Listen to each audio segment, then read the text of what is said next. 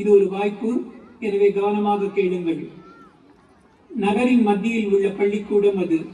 வகுப்புகள் எல்லாம் முடிந்து அரை மணி நேரம் ஆகிவிட்டாலும் இந்த 3 ஆசிரியைகள் இன்னும் கிளம்பவில்லை. மாணவர்களின் தேர்வு தாள்களை திருத்திக் கொண்டிருக்கிறார்கள். அப்பாடி ஒரு வழியா கரெக்ட் பண்ணி முடிச்சாச்சு. நீங்க என்னது அனுமார் மாதிரி இழுத்துக்கிட்டே போகுது. நாளை பார்த்துக்க வேண்டியதுதான். இப்ப நல்லா ஒரு காஃபி குடிச்சா பிரமாதமா இருக்கும். காஃபின்னதும் எனக்கு ஞாபகத்துக்கு வருது. காத்தால நான் கிச்சன்ல சமைச்சிட்டு இருந்தேன். கூடத்துல இருந்து எங்க வீட்டுக்காரர் இன்னைக்கு காஃபி ரொம்ப பிரமாதமா இருக்குன்னு கோபி கொடுக்குறாரு. சந்தோஷமா இருந்ததா? விரிச்சா இருந்தது எனக்கு. ஆனா உடனே ஒரு உண்மை விளங்கிடுச்சு.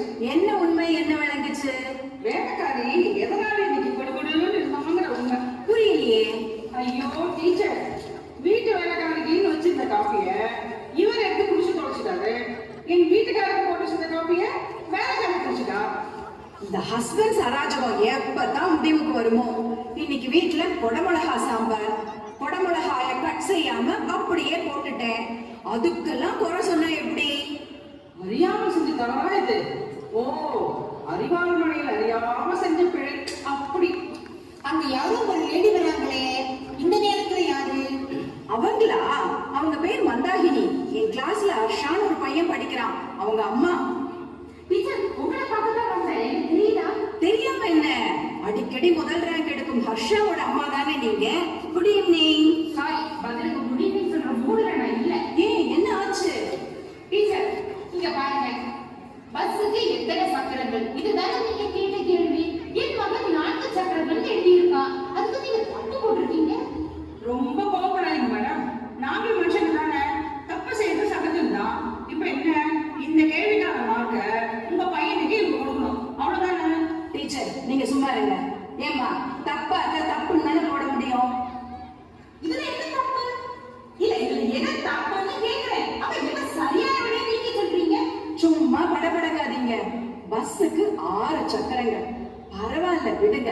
மத்தபடி உங்க பையன் பாட்டு புத்திசாலி. இது ஒரு சின்ன மிஸ்டேக் தான். ஒரே 1 மார்க் தான் குறைஞ்சிருக்கு. குறைஞ்சது 1 மார்க் கொடுக்கலாம். ஆனா இதனால முதல் ரேங்க் போயிடுச்சு. டீச்சர், வருத்தப்படாதீங்க மந்தாகினி. அடுத்த முறை உங்க பையன் ஃபர்ஸ்ட் ரேங்க் வாங்கிடுவான். நோ, செய்யாத தவறுக்காக அவன் எதுக்கு மதிப்பெண்ணையும் ரேங்கையும் பறி கொடுக்கணும்? இதுதான் என் கேள்வி. அந்த கேள்விக்கு சரியான விடை 6 தான். பஸ்ஸுக்கு முன்னால 2 சக்கரங்கள், பின்னால 4 சக்கரங்கள். நீங்க கவனிச்சது இல்லையா? அது வேற விஷயம். ஸ்கூட்டர்ல ஸ்டெப்னி இருந்தாலும் அதை 2 வீலர் தானே சொல்றோம்.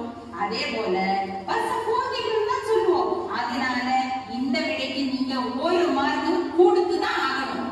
ஸ்டெப்னி மேல் வண்டி ஓடும் போது சுத்துறது இல்ல. ஆனா பஸ் ஓடும் போது 6 சக்கரங்களும் சுத்துதே. பஸ்ல மொத்தம் 6 சக்கரங்கள் இருக்கலாம். ஆனா பஸ்ல 4 சக்கரங்கள் இருக்கிறது நீங்க மறுக்க முடியாது இல்லையா? அதிகப்படியா 2 சக்கரம், அவ்வளவுதானே. இது வாதம் இல்ல, விதண்டாவாதம். நீங்க கேள்வியில எவ்வளவு சக்கரம்னு கேட்டீங்களே தவிர மொத்தம் எவ்வளவு சக்கரம் கேட்கலையே. ஏமா, அதுக்காக மனுஷனுக்கு ஒரு காதல் சொன்னா ஒத்துக்க முடியுமா? இங்க எப்படியோ எங்க ஊர்ல 4 சக்கர பஸ்களை பார்த்திருக்கேன். டீச்சர், நீங்களே சொல்லுங்க. நீங்க நியாயமானவங்களா இருக்கீங்க. எங்க ஊர்ல 4 சக்கர பஸ்கள் பார்த்த மாதிரியும் இருக்கு, இல்ல பார்க்காத மாதிரியும் இருக்கு. அப்படின்னா 4, 6, 2 சரியான விடைகள் தானே. இதோ பாருங்க, எல்லா ஸ்டூடெண்ட்ஸுக்கும் ஒரு ஜிகே புக் கொடுத்துருக்கோம். அதுல இதுக்கான விடை 6ன்னு தான் போட்டிருக்கு. அதை எழுதினாதான் மதிப்பெண். நீங்க கிளம்பலாம். டீச்சர், ப்ளீஸ் கிளம்புங்க. 1 மார்க் முதல் ரேங்க். மார்க் டீச்சர் போனா போகுது. ஒரே 1 மார்க் தானே, கொடுத்துருங்க ப்ளீஸ். இவங்க பையன் ஹர்ஷாவை விட அந்த அரை மதிப்பெண் அதிகமா வாங்கியிருக்கா கற்பகங்கிற ஒரு பொண்ணு. அதனால அவளுக்கு முதல் ரேங்க் கிடைச்சிருக்கு. இப்ப சரியில்லாத பதிலுக்காக ஹர்ஷாக்கு 1 மார்க் கொடுத்தா அந்த கற்பகத்தோட முதல் ரேங்க் போயிடும். ஓ, அப்படியா? சரி, வாங்க கிளம்பலாம். வீட்டுக்கு போய் வீட்டுக்காரருக்கு காபி கலந்து கொடுக்கணும். நல்ல வேலை இந்த சரவணன் மேட் சாயங்காலம் வரமாட்டான். என் கிளாஸ்லயும் இப்படி ஒரு அகப்போம். டீச்சர், நாம் சுவாசிக்கும் போது எந்த வாயுவை உள்ள இழுக்கிறோம்? ஆக்சிஜன். எந்த வாயுவை வெளியே விடுறோம்? Carbon di oxide. ஆனா ஒரு ஸ்டூடெண்ட் சாதிக்கிறான், நம்ம கார்பன் மோனாக்சைடு தான் உள்ள இழுக்கிறோமோ. அது எப்படி சரியா இருக்கும்? அவன் பாஸ்கா கம்யூனிட்டி இருக்கானோ, அங்க எல்லாம் படித்தானோ. அவங்க எது வேணாலும் சாதிக்கட்டும். இன்னைக்கு ஸ்கூல் வேலை முடிஞ்சிருக்கு. இப்போதைக்கு விடுதலை. அதோ அந்த பறவை போல வாழ வேண்டும், இதோ இந்த அலைகள் போல ஆட வேண்டும்.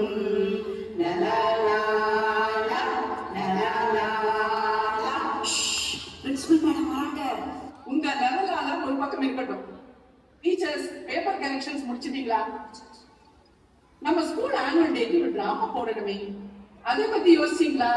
இங்க இப்பதான் டிராமா நடந்து முடிச்சிருக்காங்க. என்னது? ஒண்ணுமில்ல மேடம், ஸ்கூல் ட்ராமா பத்தி தான் பேசிட்டு இருந்தோம். தெரியுமே. சரி, கதை ரெடி பண்ணீங்களா? பண்ணி இருக்க மாட்டீங்களே. டிராமாவின் தீமா எதை வச்சுக்கலாம்? காமெடி தீம் தான் நல்லா இருக்கும்ல. Actually, comedy is not what you think. According to ancient English literature, all dramas that end with a happy note are comedy, and all dramas that end with a sad note are tragedy. அண்ணாமலையோட இவங்களும் Cambridge போய் English படிச்சுட்டு வந்துட்டாங்க போல. என்னங்க முடுமுடுப்பு? நகைச்சுவை நாடகம் தான் இருக்கவே இருக்கே. கொஞ்சம் வேற மாதிரி யோசிக்கலாமே. இந்த குழந்தைகளுடைய பிரச்சனை, மனித உரிமை அத்துமீறல், இந்த மாதிரி ஏன் இந்த கொலவரி? என்கிட்ட ஒரு தீம் இருக்கு, மாமியார் மருமகள் கதை. Bus bus bus. பஸ்ஸா? ஹிந்தில பஸ்னா போதும்னு அர்த்தம். உங்க ஐடியாஸ் எல்லாம் போதும் போதும் தான் நான் பஸ்ன்னு சொன்னேன். அதுக்கு போய் எதுக்கு வீடு அலறீங்க? என்னது வீடா? எதுக்கும் எல்லாத்துக்கும் அலறேன். சரியான கங்குவாக பிறந்தவங்களா இருக்கீங்களே.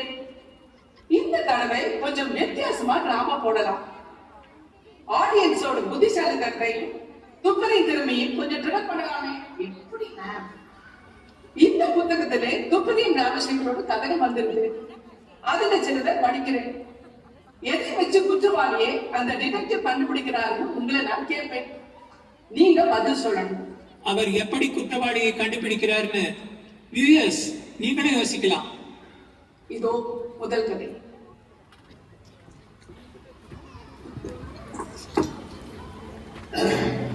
பெயருக்கு ஏற்றாற்போல் பெரும் சொத்துக்களுக்கு அதிபதியானவர் கோட்டீஸ்வரர். 2 மாதங்களுக்கு முன்தான் அவருக்கு 60 வயது நிறைந்திருந்தது. நெருங்கிய உறவினர்கள் என்று யாரும் இல்லாததால் தனிமையில் வாழ்கிறார். டிடெக்டிவ் ராம்சேகர் அவரது நண்பர்தான். பலமுறை வெளியிலும் தொலைபேசியிலும் சந்தித்துக் கொண்டாலும் கோட்டீஸ்வரன் வீட்டுக்கு அவர் வருவது இதுவே முதல் முறை. என்னாச்சு? ஏன் இவ்வளவு டென்ஷன் மிஸ்டர் கோட்டீஸ்வரன்? ஏதோ பெரிய விஷயம் உங்களை கலங்க அடிச்சிட்டு இருக்கு இல்லையா? ரொம்ப லோன்லியா ஃபீல் பண்றீங்களா? இதுக்குதான் காலகாலத்துல ஒரு கல்யாண தேதி கிளம்புறது. அதெல்லாம் தாண்டி வந்தாச்சு சார். இன்னைக்கு நான் உங்களை கூப்பிட்டது வேற ஒரு விஷயத்துக்கு. சிங்கப்பூரில் இருக்கும் என் நண்பன் எனக்கு அடித்த ஒரு கைத்தறி காணாம போயிடுச்சு. அதை நீங்க கண்டுபிடிச்சு தரணும். இன்னைக்கு காலையில வாசலில் வந்தது, மதியத்துக்குள் தொலைந்து விட்டது. ஒரு கைத்தறி தொலைஞ்சதுக்கா இவ்வளவு கவலை பண்றீங்க? அது சாதாரண கைத்தறி இல்லை, வைரக்கற்கள் பதித்த மிகவும் சின்ன கைத்தறி. அதன் மதிப்பு சில கோடிகள். பீரோவில் பத்திரமா வச்சிருந்தேன், அப்படியும் காணாம போயிடுச்சு. பீரோவில வைரம் தங்கம் எல்லாம் வைக்கிறது சேஃப் இல்லைன்னு இன்னமும் புரிஞ்சிக்காத அப்பாயா இருக்கீங்களே. என்னது? பீரோவில் காஸ்ட்லி திங்ஸ் வச்சிருந்து சேஃப் இல்லையா? நீங்க ஏதோ உள்ள இருந்த கண்டுபிடிச்சு சிரிக்கிறீங்க போல இருக்கே.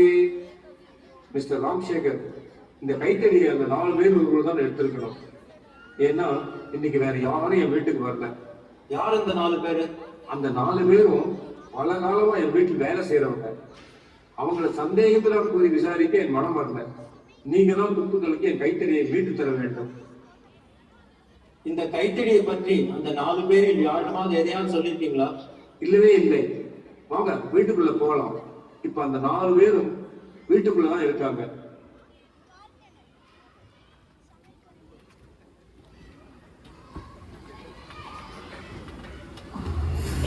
இவர் என் நண்பர் ராம்சேகர். இவங்க 4 பேர் வீட்டில் வேலை செய்யறவங்க. இது சங்கர், எங்க வீட்டு தோட்டக்காரன். இவங்க பூர்வீகம் ஆந்திரா. ஆமாம் சார், சங்கராபுரம் பார்த்துருக்கீங்களா? ஓங்காரநாதம் சந்தானமோங்கானமே சங்கராபரணம். நீங்க சங்கர் இல்லடா, சங்கர சாஸ்திரி பாட்டி சொல்லுவாங்க. ஐயா, அருணாச்சலம் பாடத்துல ஒரு பாட்டு வருமே, அந்த ஒரே பாட்டில் ரஜினி கோட்டீஸ்வரர். அது என்ன பாட்டு? எனக்கு தெரியுமே. சிங்கம் ஒன்று கூறப்பட்டதே, அதற்கு நல்ல காலம் பிறந்து இருக்கு, நேரம் கணிஞ்சு இருக்கு, பூரம் சேர்ந்து இருக்கு, உண்மை புரிஞ்சிருக்கு. சிங்கம் ஒன்று கூறப்பட்டதே. அதேதான். இவங்க வித்யாவதி, எங்க வீட்டு சமையலம்மா. சார் காலை 7 மணிக்கு வந்துட்டு டிஃபன் செஞ்சு வச்சுட்டு 9 மணிக்கு போயிருக்காங்க. மறுபடியும் 12 மணிக்கு வந்து உணவு செஞ்சு வச்சுட்டு 2 மணிக்கு போயிருக்காங்க. இவரு சார், நான் கந்தசாமி. ரஜினிகாந்த் சாமின்னா இங்க எல்லாருக்கும் தெரியும். நான் ஒரு போர் அடிக்கும் போதெல்லாம் இந்த மாதிரி பாட்டு எடுத்து விடுறது. சார் வீட்டில் 15 வருஷமா டிரைவரா இருக்கிறேன். 15 வருஷமா? சின்ன மிஸ்டேக் கூட இதுவரை பண்ணதில்லை. நான் ஒரு வருஷம் மட்டும் ஒரு காரணத்துக்காக டிரைவரா இல்லை. இவர் அசாத்தியமா வண்டி ஓட்டுவார். சென்னையில் வெள்ளம் வந்தப்போ ஏரி மையப்பன் சாலை தண்ணியிலேயே காரை ஓட்டி 1 மணி நேரத்திலேயே தாண்டி வந்தார். ஓ, இவங்க சந்திரா, என் பிஏ. முதலாளியின் ஃபேக்டரி கணக்கு வழக்கெல்லாம் நான் தான் பாத்துக்கிறேன் சார். காலையில 10 மணிக்கு வந்து ஈவினிங் 4 o'clock போயிடுவேன் சார். நான் கொஞ்சம் ஒரு இமெயில் அனுப்பினேன், வரேன். அதுக்குள்ள அனுப்பிட்டீங்களா? ஒரு இமெயில் தானே சார், ஆல்ரெடி கம்போஸ் பண்ணி வச்சிருந்தேன். ஒரு தட்டிட்டு வந்துட்டேன். தேடினேன் வந்தது, தாண்டினேன் தந்தது. உங்கள் முதலாளியின் கைத்தடி ஒன்று தொலைந்து விட்டது. அவர் நண்பர் அவருக்கு அனுப்பியது. உங்க யாரையும் உங்க முதலாளி சந்தேகப்படல. அந்த கைத்தடியை உங்க முதலாளியை எங்காவது மரியாதையா வைத்திருக்கலாம்னு எனக்கு தோணுது. நீங்க 4 பேரும் வீடு முழுக்க தேடி பார்த்து அந்த கைத்தடி கண்டுபிடிங்களேன். 4 பேரும் பல இடங்களில் தேடுகிறார்கள். ஓட்டுநர் கந்தசாமி காரை நன்கு ஆராய்கிறார். டிக்கியை கூட நன்கு பரிசோதிக்கிறார். சமையல்காரர் வித்யாவதி சோஃபாக்களின் கீழ் மற்றும் பிரம்மாண்டமான அலமாரிகளை தேடுகிறார். பரன்களிலும் தேடுகிறார்.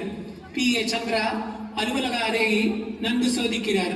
சிறிய மேஜைகளின் இழுப்பறைகளை திறந்தும் தேடுகிறார். தோட்டக்காரர் சங்கர் தோட்டத்தில் உள்ள மூலை முடுக்குகளை ஆராய்கிறார். குவிந்து கிடந்த இலை சருகுகளை கூட அவர் விடவில்லை. இதையெல்லாம் ராம்சேகர் உற்று கவனிக்கிறார். சற்று நேரம் கழித்து அனைவரும் சோர்வுடன் வந்து சேர்ந்தனர். கைத்தடி கிடைக்கவில்லை. எங்கேயும் காணோம் சார். கார்ல கூட காணலையே சார். உங்களுடைய 2வது காரை சர்வீஸ் விட்டுருந்தீங்களே. அந்ததாமே, அது நேற்றைக்கே விட்ட வண்டி, நாளைக்கு தான் வரும். ஆனா கைத்தறி இன்னைக்கு தானே என்னிடம் வந்தது. முதலாளி வேற எங்கேயாரும் விட்டீங்களா? வர வர உங்களுக்கு ஞாபக மறதி அதிகமாயிட்டே போறது. ஒரு வாட்டி அல்சைமரால் செக் பண்ணணும். ராம்சேகர் யோசிக்கிறார். இந்த 4 பேருக்கும் கைத்தடி தொலைந்தது தெரியும். அது சிங்கப்பூரில் இருந்து ஒருவர் அனுப்பியது என்பது தெரியும். ஆனால் அது வைரங்கள் பதித்த கைத்தடி என்பது திருடியவரை தவிர மற்றவர்களுக்கு தெரியாது. நன்கு யோசித்த ராம்சேகருக்கு அந்த 4 பேரில் ஒரு குறிப்பிட்ட நபர் தான் கைத்தடியை திருடி இருக்க வேண்டும் என்று தோன்றுகிறது. ராம்சேகரின் சந்தேகம் யார் மீது? அதற்கான காரணம் என்ன தெரிகிறதா?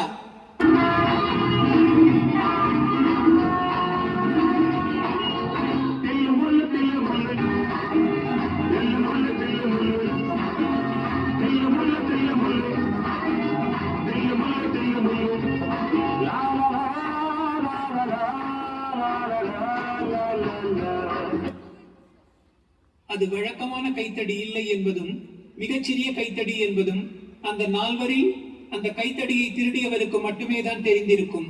அந்த 4 பேரில் சந்திரா மட்டும்தான் ஒரு கைத்தடி பொதுவாக அடங்கி இருக்க முடியாத இடங்களை, அதாவது சிறிய மேஜையின் இழுப்பறைகளை எல்லாம் தேடுகிறார்.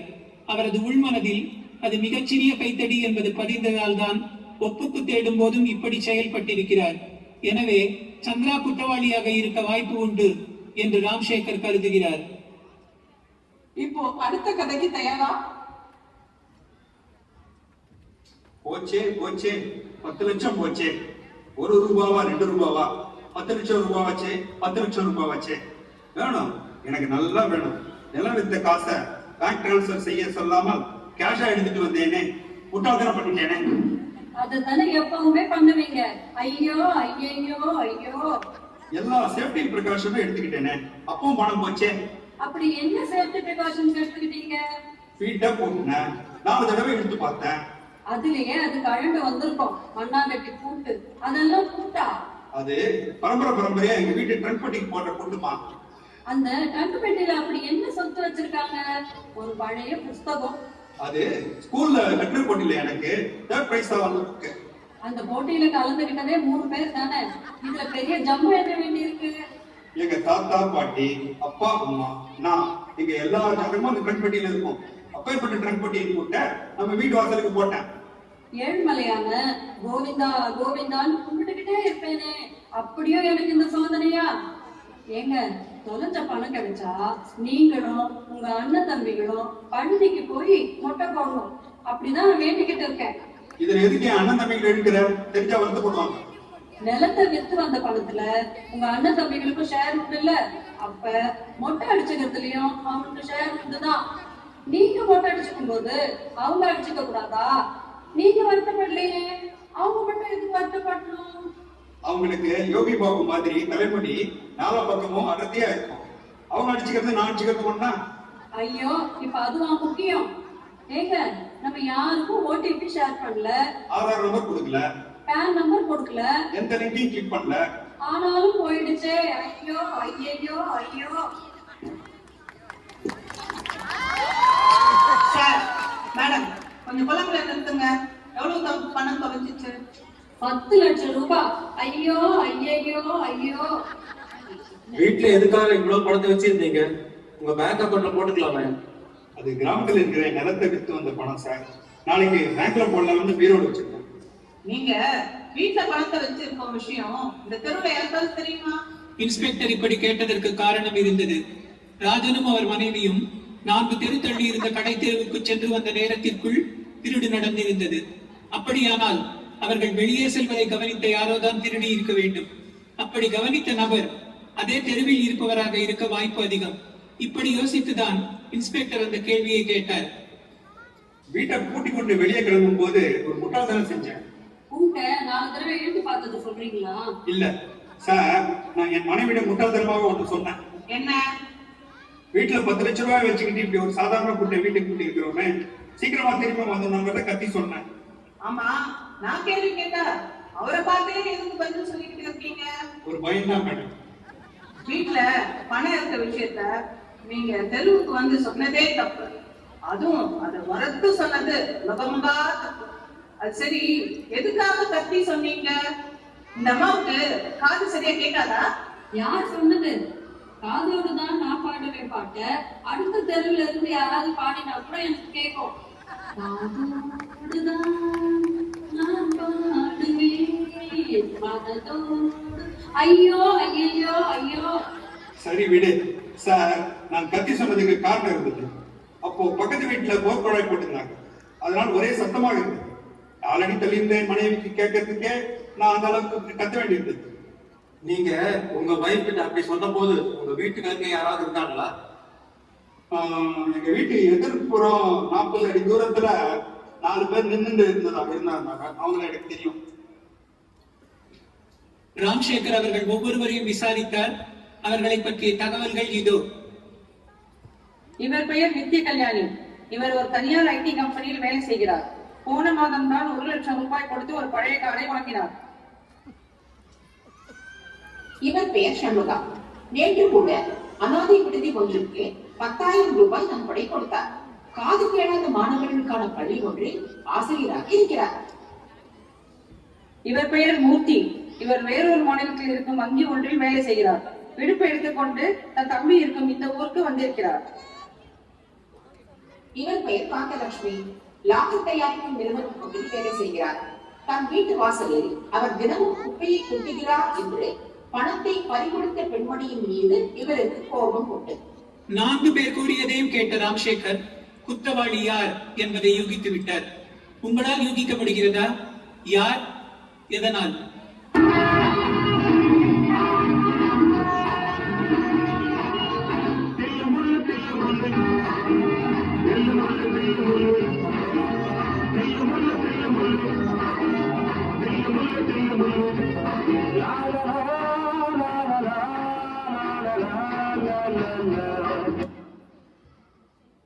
போர்குழாய் சத்தத்தில் 40 அடி தள்ளி இருந்த 4 பேருமே ராஜன் கூறியதை கேட்டிருக்க வாய்ப்பு இல்லை. ஆனால் சண்முகம் காது கேட்காத மாணவர்களுக்கான பள்ளி ஆசிரியர். எனவே சற்று தொலைவில் இருப்பவர்களின் வாய் அசைவை கொண்டே அவரால் ராஜன் பேசியதை புரிந்து கொண்டிருக்க முடியும். எனவே அவர் குற்றவாளியாக இருக்க வாய்ப்பு அதிகம் என நினைக்கிறார் ராம்சேகர். இது இறுதி கதை. நகரில் இருந்து மிகவும் உள்ளடங்கி இருந்தது அந்த காடு. அதற்கு நடுவே உள்ள வீடுதான் அது. அந்த வீட்டுக்கு உரிமையாளரான பிரபுசங்கர் ஜெர்மனியில் வசிப்பவர். மிஸ்டர் பிரபுசங்கர், சிட்டில உங்களுக்கு ஒரு பெரிய பிளாட் உண்டுன்னு கேள்விப்பட்டிருக்கேன். அப்புறம் எதுக்கு காட்டுக்கு நடுவில் இந்த வீட்டை கட்டிருக்கீங்க? ஒரு வித்தியாசமான அனுபவத்துக்காகத்தான். ஒரு சேஞ்ச் வேணும்னு தோணுனா இங்க வந்துடுவேன். ஒரு புக் இருக்காரு, போன் செய்தா வந்துடுவார். இப்போ போன் செஞ்சாச்சு, இன்னும் 1 மணி நேரத்துல வந்துடுவார். அந்த அறையில ஒரு அழகான அம்மன் சிலையை பார்த்தேன், ரொம்ப அற்புதமா இருக்கு. அது ஐம்பொன் சிலை. இங்கே வரும்போதெல்லாம் அதற்கு பூஜை செய்வேன். இந்த காட்டு வீட்டுல இன்னைக்கு நாம் 3 பேர் தான் தங்க போறோம். ரொம்ப வித்தியாசமான அனுபவமா இருக்கவங்க சொல்லுங்க. ஆமா, ராத்திரியில இங்க கேட்கிற பலவித பறவைகள் சத்தம் மிக இன்பமாக இருக்கும். மிஸ்டர் பிரபுசங்கர், 3 பேர் தங்க போறதா சொன்னீங்களே, இந்த 3வது ஆள் யாரு? குக்கே சொல்றீங்களா? இல்லை, குக்கு வந்துட்டு சமைச்சிட்டு போயிடுவாரு. நான் சொன்னது மிஸ்டர் நடராஜனை. நடராஜனா? அவர் யாரு? நாசாவில் வேலை செய்யற ஒரு விஞ்ஞானி, என் மகனுடைய நண்பன். என் பிள்ளை நேற்று போன் செஞ்சான். அப்பா, என் ஃப்ரெண்டு நம்ம காட்டு வீட்டுல வந்து 2 நாள் தங்கட்டுமான்னு கேட்டான். சரின்னு ஒத்துக்கிட்டேன். நீங்க அந்த நடராஜனை பாத்துருக்கீங்களா? இல்லை, மகன் கிட்ட அந்த நடராஜனுடைய போட்டோவை அனுப்புன்னு சொன்னேன். அனுப்புறேன்னு சொன்னா, நானா இன்னும் அனுப்பல. Hello, I'm Natarajan. How are you, sir? I hope Chandru has written about me. Chandru உங்க போட்டோவை என்கிட்ட காட்டியிருக்கான். அதனால தான் உங்க 2 பேர்ல நீங்க தான் சந்துருவோட அப்பான்னு நான் தெரிஞ்சுக்கிட்டேன். Welcome sir. இவர் என் நண்பர் டிடெக்டிவ். இவர் mister Natarajan, NASA scientist. NASA சயின்டிஸ்டா? ஏன் என்ன பார்த்தா அப்படி தெரியலையா? உங்களை பார்த்தா கூட டிடெக்டிவ் மாதிரி தெரியல.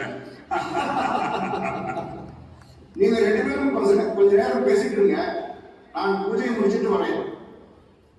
சார், இந்த மாதிரி காட்டுக்கு நடுவுல ஒரு வீடு தன் அப்பாவுக்கு இருக்குன்னு சந்துரு சொன்னோன்னே அப்பவே நான் டிசைட் பண்ணிட்டேன். இப்படிப்பட்ட வித்தியாசமான இயற்கை சூழல்ல 2 நாளாவது ஸ்டே பண்ணணும்னு.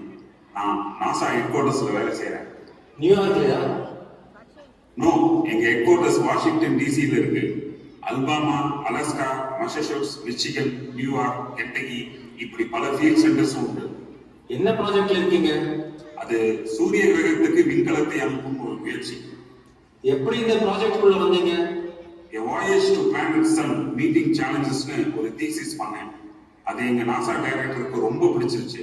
அதனால இந்த ப்ராஜெக்ட்ல என்ன சேர்த்துக்கிட்டாரு. அதுக்கு மேல தயவு செய்து எதுவும் கேட்காதீங்க. ரொம்ப கான்ஃபிடென்ஷியல் ப்ராஜெக்ட் இது. Okay sir. சார், இந்த ப்ராஜெக்ட் பத்தி தான் நான் பேச மாட்டேன்னு சொன்னேன். மற்ற விஷயங்கள் நம்ம தாராளமா பேசலாம். உங்களை பத்தி கொஞ்சம் சொல்லுங்களேன். ஜி, என் பேர் ராம்சேகர். இன்னைக்கு என்னை இன்ட்ரடியூஸ் பண்ணும்போது பிரபுசங்கர் பேரை சொல்ல மறந்துட்டார். Sir, detective ராம்சேகரா? உங்களை பத்தி நிறைய கேள்விப்பட்டிருக்கேன். பேப்பர்ல கூட உங்க போட்டோவை பார்த்திருக்கேன். ஆனாலும் பார்த்தோன்னா அடையாளம் தெரிஞ்சுக்காம இருந்துட்டேன் sir. I'm sorry. It's okay. Swades படத்துல ஷாருக் கான் நாசா விஞ்ஞானி நடிச்சிருப்பாரு. அவர் கடைசியில அந்த வேலையை விட்டு இந்தியாவுக்கு வந்து சேவை செய்வார். நீங்களும் அப்படி செய்ய போறீங்களா? நண்பர் பிரபுசங்கரை எப்படி தனிமையில் சந்திப்பது என்று யோசித்தார் ராம்சேகர். வந்திருப்பது விஞ்ஞானி நடராஜன் அல்ல என்று கூறி நண்பரை எச்சரிக்க வேண்டும். இதுதான் அவர் மனதில் ஓடிய சிந்தனை. எதனால் வந்திருப்பது நடராஜன் அல்ல என்று ராம்சேகர் தீர்மானிக்கிறார்.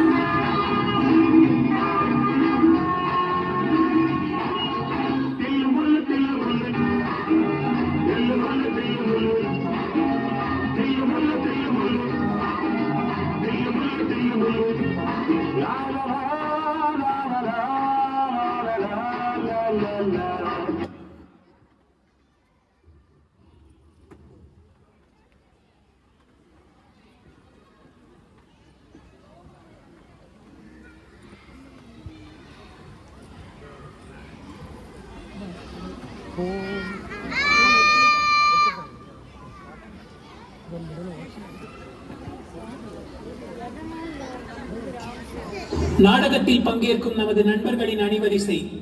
கணவனுக்காக ஸ்பெஷல் காஃபி கலக்கும் ஆசிரியையாக மிஸ்ஸஸ் உஷா கோபால், அறியாமல் பிழை செய்த ஆசிரியையாக மிஸ்ஸஸ் ஜெயலட்சுமி, கார்பன் மோனாக்சைடு மாணவனோடு மல்லாடும் ஆசிரியையாக மிஸ்ஸஸ் சுந்தரி ஸ்ரீனிவாசன். 1 மார்க் முதல் ரேங்க் அம்மாவாக மிஸ்ஸஸ் சுனிதா. அண்ணாமலையுடன் கேம்பிரிட்ஜ் சென்று படித்த பிரின்சிபலாக மிஸ்ஸஸ் உஷாராம். தடியால் தலையை தட்டி தட்டி ஐடியா பல்பை எரிய வைக்கும் டிடெக்டிவ் ராம்சேகராக மிஸ்டர் கோபாலகிருஷ்ணன். பீரோவில் காஸ்ட்லி ஐட்டம்ஸ் வைப்பது தவறு என்பதை உணராத கோட்டீஸ்வரராக மிஸ்டர் MSS. சங்கர சாஸ்திரிகள் ரேஞ்சுக்கு பாடிய தோட்ட ஊழியர் மற்றும் வங்கி ஊழியராக மிஸ்டர் பத்ரையா. மெய்யப்பன் சாலை வெள்ள எக்ஸ்பர்ட் ஓட்டுநர் மற்றும் பயிற்சி ஆசிரியர் மிஸ்டர் ராஜேந்திரன். முதலாளிக்கே அல்சைமர் எனும் தடாலடி PA மற்றும் IT ஊழியராக Mrs Geetha Sudheer. Strict time table சமையற்காரர் மற்றும் லாக்கர் நிறுவன ஊழியராக மிஸ்ஸஸ் பத்மபிரியா. போச்சே போச்சே 10 லட்சம் போச்சே மிஸ்டர் பாஸ்கர். ஐயோ ஐயையோ ஐயையோ Mrs Ratnamala. Terror inspector Mrs VL. காட்டு வீட்டு அப்பாவி Mr Ramakrishnan. Sun planet thesis NASA விஞ்ஞானி மிஸ்டர் ராம்குமார். இதுவரை இந்த நாடகத்திலேயே இல்லாத ஒருவராக மிஸ்ஸஸ் கலாவதி. பார்த்திபன் பாதி TR பாதி கலந்து செய்த கலவையாக எழுத்து இயக்கம் மிஸ்டர் GSS. ஆமா, நீங்க இந்த டிராமாலேயே இல்லையே, பின்ன எதுக்கு இங்க? சார், உங்க டிராமாவில் இன்னும் 2 மர்மங்களுக்கு விடை தெரியல, அதை கேட்கலாம்னு வந்தேன். அது என்ன? வந்திருப்பது விஞ்ஞானி இல்லைன்னு 2 காரணங்களால டிடெக்டிவ் ராம்சேகர் தீர்மானிக்கிறார்னு சொன்னீங்களே, எதனாலன்னு சொல்லலையே. ஆடியன்ஸ், நீங்க கண்டுபிடிச்சீங்களா? ராம்சேகர், நீங்களே சொல்லிடுங்களேன். 1 வாரம் தங்க வரும் ஒருவர் கையில் ஒரு சூட்கேஸ் கூட இல்லாமல் வருவாரா? நடராஜன் அப்படிதான் வருகிறார். தவிர விஞ்ஞானியாக இருக்கும் ஒருவர் சூரிய கிரகம் என்று கூற மாட்டான். அறிவியலை பொறுத்தவரை சூரியன் என்பது ஒரு நட்சத்திரம் தானே. போதா குறைக்கு தீசிஸ் பேரே a voyage to planet sun என்று சரடு விடுகிறார். இந்த காரணங்களால் வந்திருப்பவன் ஏமாற்றுக்காரனாக இருக்கலாம் என்றும் அவனுடைய நோக்கம் பிரபுசங்கர் வணங்கும் 5 உலோக சிலையை கடத்துவதுதான் என்றும் தோன்றியது. ராம்சேகர் யூகிச்ச அதே 2 காரணங்களை நீங்களும் கண்டுபிடிச்சிருந்தா எங்கள் பாராட்டுக்கள். சார், இன்னும் ஒரு டவுட். பஸ்ஸுக்கு எத்தனை சக்கரங்கள் ராம்சேகர்னு டிராமாவுக்கு டைட்டில் வச்சதுக்கு ஏதாவது ஸ்பெஷல் காரணம் உண்டா? ஒரு சின்ன குடும்பத்துல பொதுவா எவ்வளவு பேர் இருப்பாங்க? ஹஸ்பண்ட், வைஃப், 2 பசங்க. Ideal family. பஸ்ஸுக்கு 4 சக்கரங்கள் மாதிரி 4 பேர். பலரும் இந்த 4 சக்கரங்கள் போதும்னு நினைக்கிறாங்க. ஆனா அந்த வீட்டுல 2 பெரியவங்களும் இருந்தா அதுக்கு தனி சிக்னிபிகன்ஸ் உண்டு. 6 சக்கரங்கள் இருக்கிற பஸ் ஸ்மூத்தா போகும், எடையை அதிகம் தாங்கும். ஷாக் அப்சர்வரா அந்த எக்ஸ்ட்ரா வீல்ஸ் இருக்கும். கூட இருக்கும் சக்கரங்கள் கொஞ்சம் தோஞ்சு போனா அவற்றை பேலன்ஸ் செய்யும்.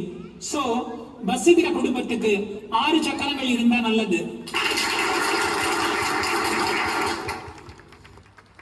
இந்த கைத்தட்டல் இந்த மெசேஜுக்கு மட்டும் இல்லை, வரும் புத்தாண்டுக்கும் சேர்த்துதான். Thank you all friends.